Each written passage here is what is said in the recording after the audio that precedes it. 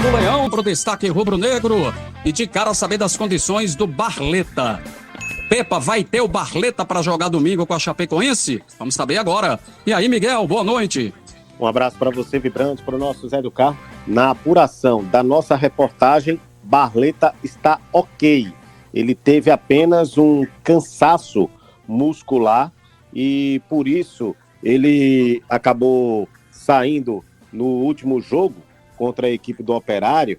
A impressão que deu é que poderia ter sido até uma lesão, mas depois o jogador foi avaliado e é um cansaço muscular na posterior da coxa direita.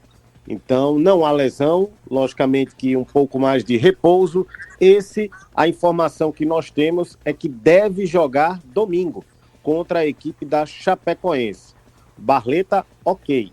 Agora, de acordo também com a nossa apuração, Vibrante, Gustavo Coutinho, o Sport não confirma e só vai confirmar isso no domingo quando divulgar a escalação, mas o Gustavo Coutinho tem uma lesão grau 2 na anterior da coxa direita. Está fora do jogo contra a Chapecoense. Inclusive, eu tenho a informação de que a comissão técnica está correndo contra o tempo para deixar o jogador apto contra a Ponte Preta e, consequentemente, contra o Santos. Mas não é certeza, Vibrante, porque como é lesão de grau 2, o tempo de recuperação é bem mais do que 15 dias, bem maior do que 15 dias. Então, não temos tempo hábil, né? O campeonato acaba dia 24. Então, a comissão técnica do esporte correndo contra o tempo em relação à fisioterapia, em relação ao tratamento, para que o Gustavo Coutinho fique recuperado, pelo menos para o jogo contra a Ponte. Agora, de fato, ele não joga domingo contra a Chapecoense. Então, já temos aí Titi Ortiz, está fora porque tomou o cartão vermelho. O Zé Roberto, porque rompeu o ligamento, e esse vai passar por cirurgia, está fora da Série B, só em 2025. E também o Gustavo Coutinho, que está com a lesão de grau 2 no músculo anterior da coxa direita. 3 desfalques para o jogo do próximo domingo. 3 jogadores que atuam no setor ofensivo do Sport Clube do Recife. Hoje teve treinamento e a dificuldade é grande para a montagem desse time, porque o Pepa tem que ser cirúrgico, Vibrante. Ele não pode errar na escalação e nem pode errar caso ele vá improvisar algum jogador no setor ofensivo ou até mesmo na cabeça de área para poder adiantar o Fabrício Domingues, se ele desejar. Então, eu vou aqui fazer um esboço do que pode ser o Sport Clube do Recife, e aí deixo você e o Zé à vontade para discutir em relação a essa possível escalação. Kaique França, Igor Cariús, Chico, Rafael Thierry e Dalbert. Aí, considerando o fator do Pepa não gostar de mexer muito no time, para não perder muitas características. Felipe, Fabrício Domingues, Lucas Lima, Pedro Vilhena, Barleta ou Wellington Silva, está mais para o Barleta, e Lene Lobato. Essa pode ser uma escalação que não mexe muito nas características do time. Agora, ele tem opções. Ele pode colocar o Julian Fernandes na cabeça de área e colocar o Fabrício como meia, Fabrício Domingues como meia, fazendo a função de Lucas Lima, e Lucas Lima um pouco adiantado em uma das pontas, com Barleta numa ponta e o Wellington Silva centralizado.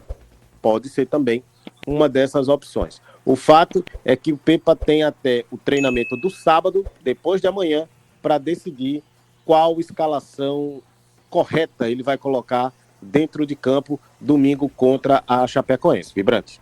Essa notícia que o Miguel traz, por sinal, uma notícia excelente, né? Apurada aí pela nossa reportagem, de Christian Barleta jogar, abre um leque enorme de possibilidades.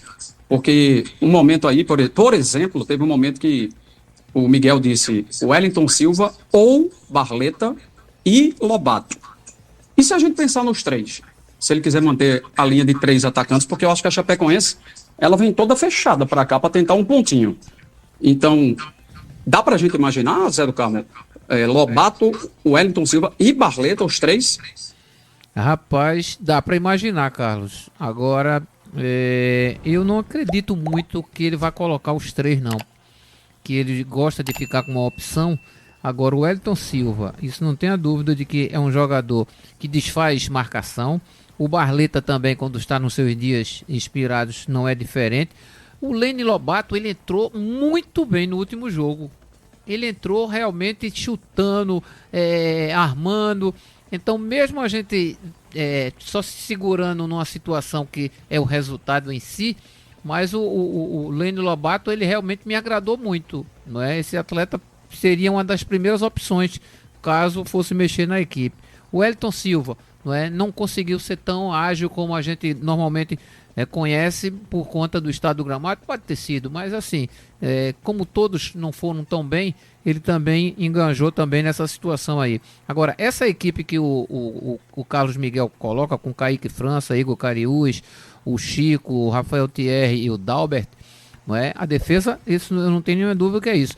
O Felipe, aí sim, pode haver uma troca entre Felipe e o Julio Fernandes, pode haver essa troca por conta assim, ele querendo o placar com versatilidade no meio campo, porque o Julio é um cara que tem essa percepção, só que é claro que ele junto com o Fabrício Domingues e o Lucas Lima, são três caras que tem um passe diferenciado. Então, quanto mais movimentação tiver na frente, melhor. Você não vai ter já o Gustavo Coutinho, que não tem movimentação, é referência, mas qualquer um que ele escolher para colocar aqui na frente, ele vai se dar bem porque são jogadores de movimentação. O Wellington Silva, o Lene Lobato, o Barleta.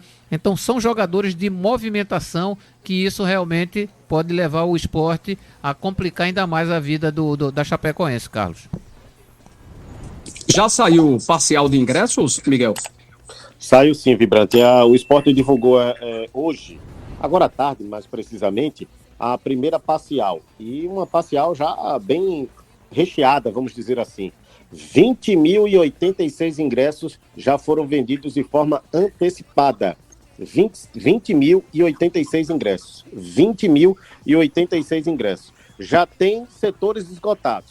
Sociais, arquibancada sede, assentos especiais e cadeiras de ampliação, sendo que cadeiras de ampliação ainda tem algumas disponíveis para os proprietários, tá certo? Logicamente que o Sport dando prioridade para quem é proprietário de cadeiras, então setor de ampliação, cadeiras de ampliação, algumas disponíveis para quem é proprietário. Então, 20.086, amanhã, sexta-feira, tem bilheteria presencial aberta, então o torcedor pode comprar na sexta, no sábado, pode comprar pela internet e pode comprar domingo até o segundo tempo da partida.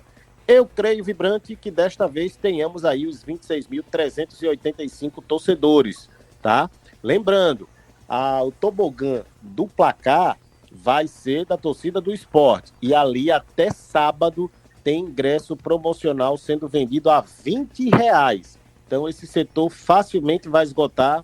Talvez na próxima parcial o Sport já informe que esse setor esteja esgotado, porque até sábado, R$20. Passou do sábado, R$60 inteira, R$30 meia entrada no setor do tobogã do placar, que vai ser exclusivamente do torcedor rubro-negro. E aí você vê como dia e hora tem peso, né? Como a gente sempre fala, claro. Domingo, 6h30, né? O cara, quando eu falo, mas vá que nossas queridas ouvintes também que gostam de futebol, aproveitam o dia com um amigo, com família, faz o que bem quer, vai à missa, tá no churrasco. Bom, dá para aproveitar bem o domingo, vê só. Aproveita bem o domingo, vai ao jogo. Quando voltar para casa, não é aquele horário desgraçado. Você vai voltar para casa com folga, com tempo, né? Para que você ainda para poder se arrumar para começar a semana. Sendo assim, o torcedor responde, velho. Não tem risco, não tem perigo. Zé, você na pele de Gilmar Dalpozo, que é o técnico da Chapecoense, armaria o time de que forma? Teria marcação especial em cima do Lucas Lima? Me diga o que é que você tentaria fazer para parar o Sport. Carlos, primeiro eu entraria com 3 zagueiros, 2 volantes, para começar, não é? E diria para os meus laterais, só vai com bola dominada. Tentar jogada, jamais. Então eu já tenho aí 5 não é? Três zagueiros e 2 volantes, mais 2 laterais, você já tem 7 homens para ficar, não é, na marcação.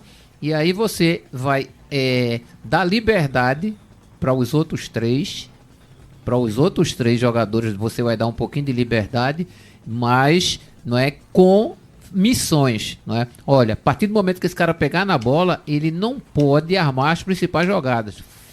Você quer fazer falta, faça a falta, mas com rodízio.